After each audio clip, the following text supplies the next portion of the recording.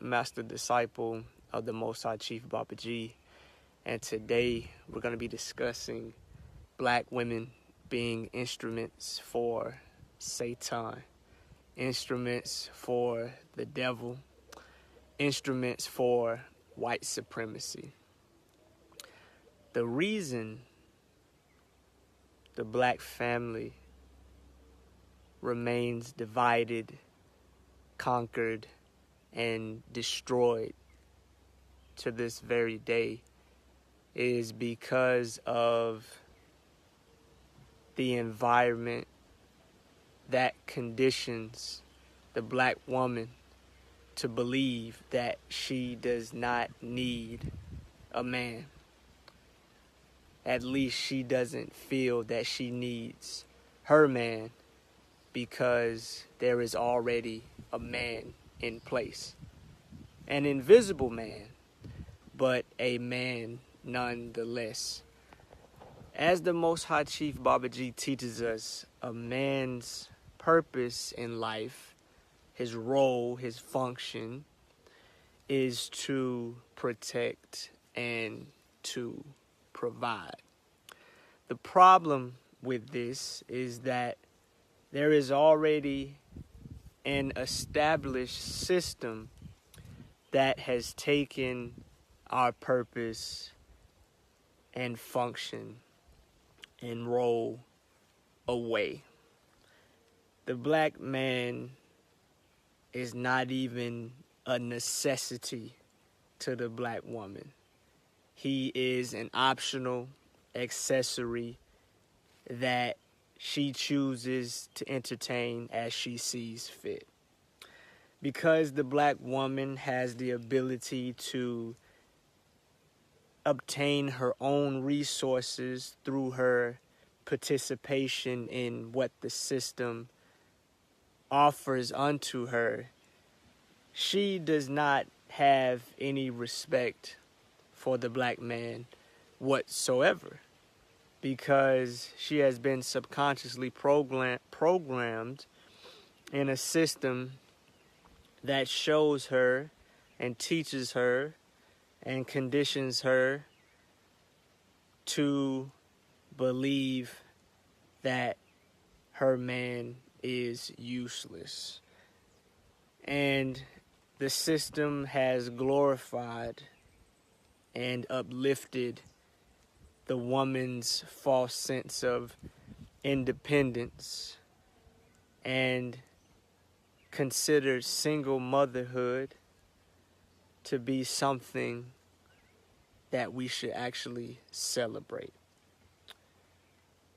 When a woman does not need her man to get water, to get food, to get shelter, to get electricity, she has no value for this man.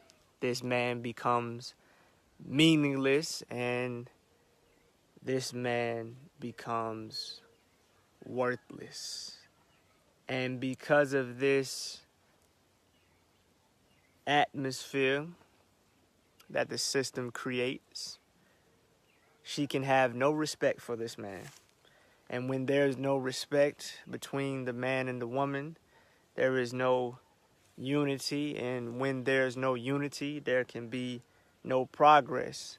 And when there's no progress, we remain stagnant in our own ignorance. Black women willingly participate in the perpetual cycle of division between the black family. The black woman, when she doesn't get her way, can call the police and have her man escorted out of her premises and placed in jail. When the black woman doesn't get her way, she can involve the federal government, who can extract wages from her husband or baby father's income, and keep his child away from him at a moment's notice. Because the black woman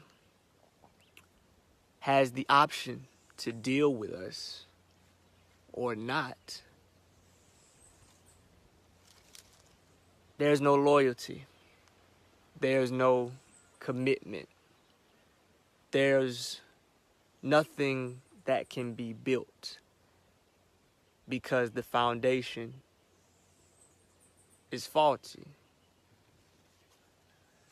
Because the black woman doesn't have to listen to you, you can't establish any order and structure within your home as the rightful authority figure that you are, because your wife and your children are your property. Your wife and your children belong to you. You are the government to your wife and your children. Unfortunately for us, the environment that we are subjected to and the environment that we was raised in and conditioned by already has a government in place, already has authority figures in place, the police, the military. And so when you decide to enforce your law and your order, your code of conduct, ethics, you are met with opposition because your woman does not respect your law and your order. Because who are you? You do nothing for her other than satisfy her emotional and sexual appetite. The problem with satisfying or attempting to satisfy a woman's emotional needs is that that is the job of a woman. That is the job of her sisters. That is the job of her mother, because women are emotional creatures. Men, not so much. That is not our duty. That is not our responsibility. That is not our purpose. We are here to protect and to provide. When you ask a man to give you emotional support and stability, you're asking him to be your mother, and you're asking him to be your wife. And this is what is known as emasculation. You take the man's very nature, his very purpose, and you cast it out as unnecessary. And when a man has become unnecessary, worthless, and not needed, his self-esteem suffers. And because he has no self-esteem for himself, he can't have any esteem for you. If he doesn't have any value in himself, he can't see any value in you.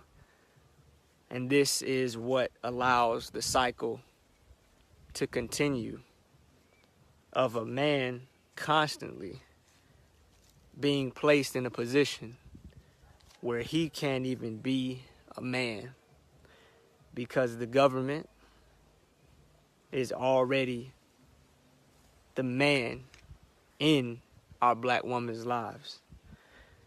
The only way we can be men is if we leave that system. The only way we can regain the respect and value from our women is if we leave that system. As long as a woman is in a position where you can be considered optional,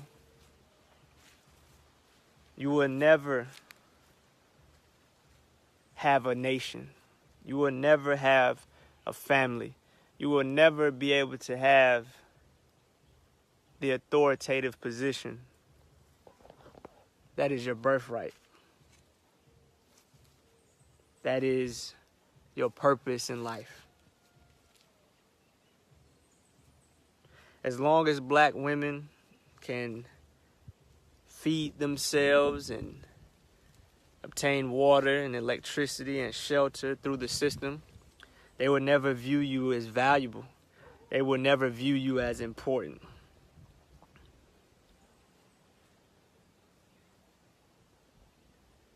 And with this understanding, men, we should not be engaging with these type of women, because it says that we have low self-esteem, and it says that we are looking to produce more men and more women, more sons and more daughters who will go on to perpetuate this same generational curse, because they will be exposed to the same environment that we are exposed to. I know you want to be with a woman. It's your nature to do so. I know you want to be with multiple women. But you have to make sure that you're dealing with the right women. And you have to understand that we're in the middle of a psychological war. And that during warfare, it is not the time to reproduce. It is a time to fight. It is a time to strategize. It is a time to organize. It is a time to critically think and examine what's going on in our reality, so that we won't be the orchestrators of our own demise.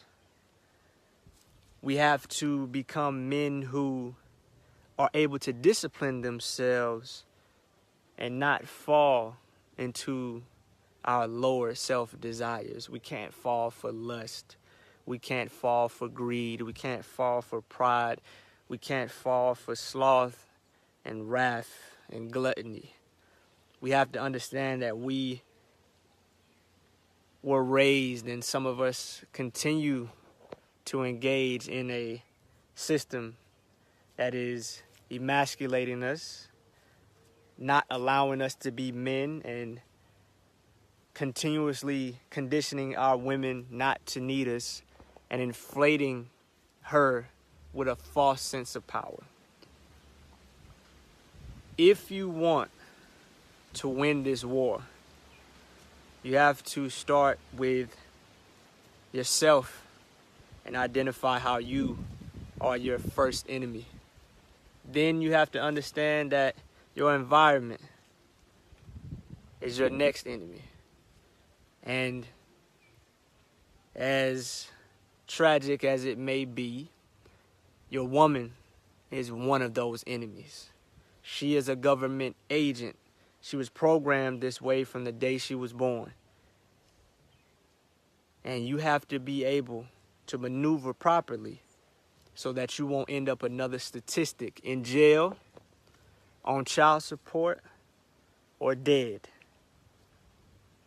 The black woman is an instrument for Satan.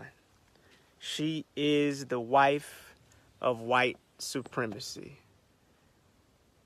The only way that we can fix this problem is if we're able to clearly identify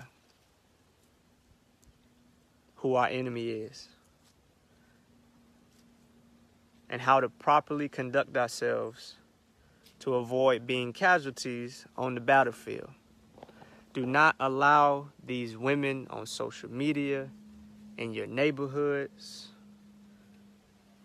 to entrap you into their web, their snares, their man-eaters. They're literally designed by the government to take you down in any way that they can, because we are waking up, we are regaining knowledge of self, and we are coming into our power. And our enemy, white supremacy, already knew this day would come. And he installed our very own women, the element that we need to reproduce ourselves, with a program of self-destruction. Stay wise, stay alert, stay intelligent. Understand who you're up against. Peace to the gods. I love myself.